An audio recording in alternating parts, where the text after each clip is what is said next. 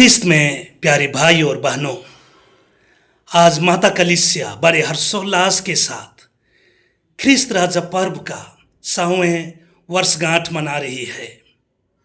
संत पिता पियूस ने 1925 में यीशु ख्रिस्त को राजा राजेश्वर, राजाओं का राजा के रूप में मनाने के लिए आह्वान किया था। तब से भक्तगण प्रभु यीशु ख्रिस्त को अपने दिल का राजा, अपने जीवन का राजा, अपने परिवार का राजा और स्वर्ग राजा के रूप में मनाते आ रहे हैं। सचमुच में यीशु ख्रिस्त राजाओं के राजा हैं, परंतु उनका साम्राज्य, उनका राजत्व इस संसार के लिए नहीं है।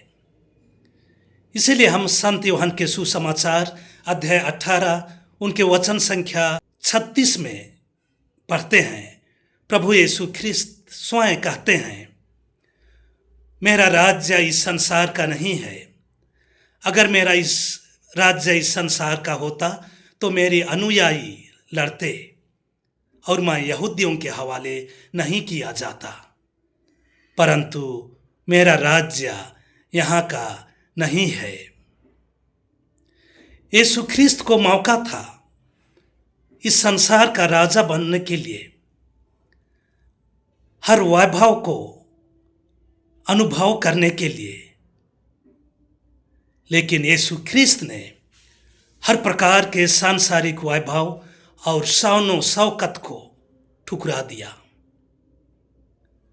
हम देखते हैं प्यारे भाई और बहनों, उनके सार्वजनिक जीवन के शुरुआत से पहले शैतान ने उन्हें ऊंचे शिखर पर ले गया और सभी राज्यों को और उनके वैभवों को दिखाते हुए कहा, यदि आप दंडवत होकर मेरी आराधना करेंगे तो मैं ये सब कुछ तुम्हें सौंप दूंगा।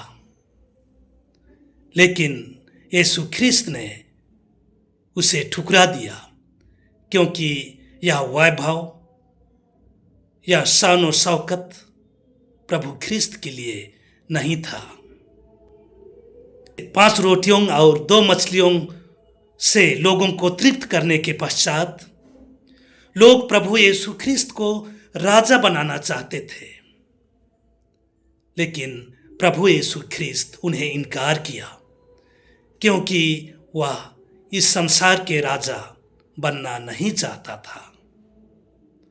प्रभु यीशु ख्रिस्त तो सांसारिक राजाओं से भिन्न था, सांसारिक राजाओं से बहुत भिन्न था।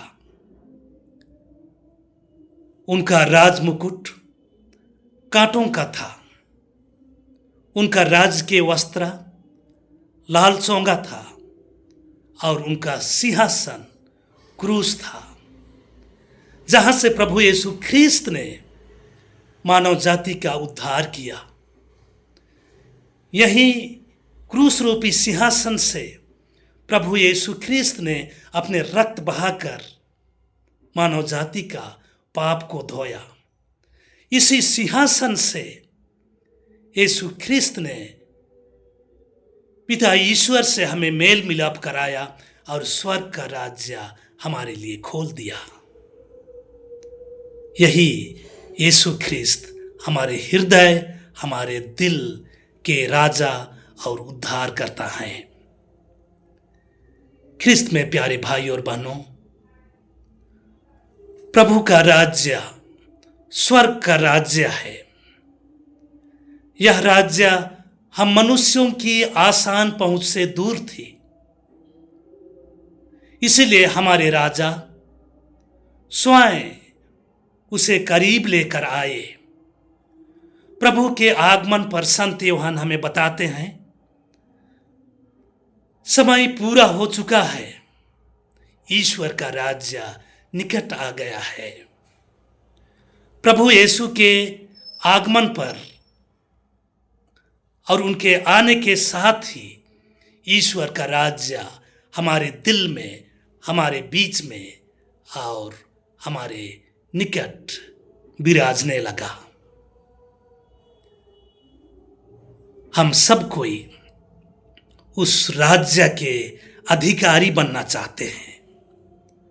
प्रभु यीशु ख्रिस्त राजाओं का राजा के प्रजा होना चाहते हैं और उस प्रजा होने के लिए प्यारे भाई और बहनों, हमें संत मार्कुस अध्याय 1 उनके वचन संख्या 15 का वचन सुनना होगा।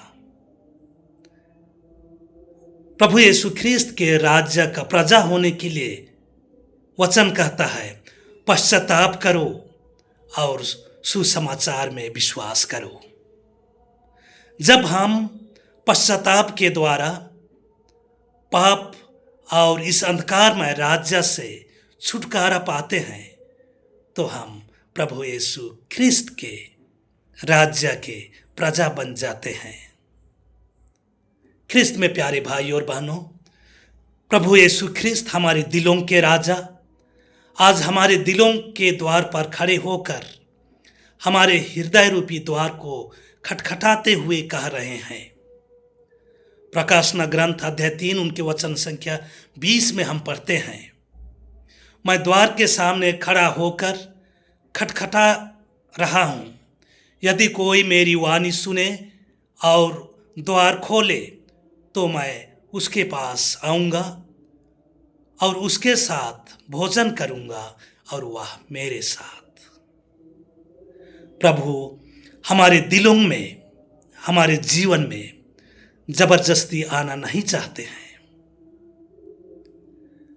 प्रभु यीशु को निमंत्रण करने के लिए हमारे हृदय द्वार खोलना पड़ेगा और सर्वप्रथम हृदय द्वार खोलने के लिए हमें बुरे विचार, बुरे आदतों और बुरे भावनाओं से छुटकारा होना पड़ेगा।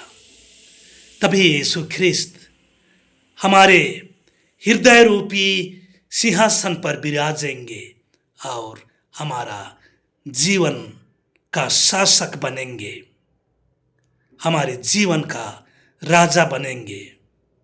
और जब हमारे जीवन को अपने प्रेम से संचालित करेंगे तो हमारा जीवन खुशमय जीवन, ख्रिस्तमय जीवन बन सकेगा।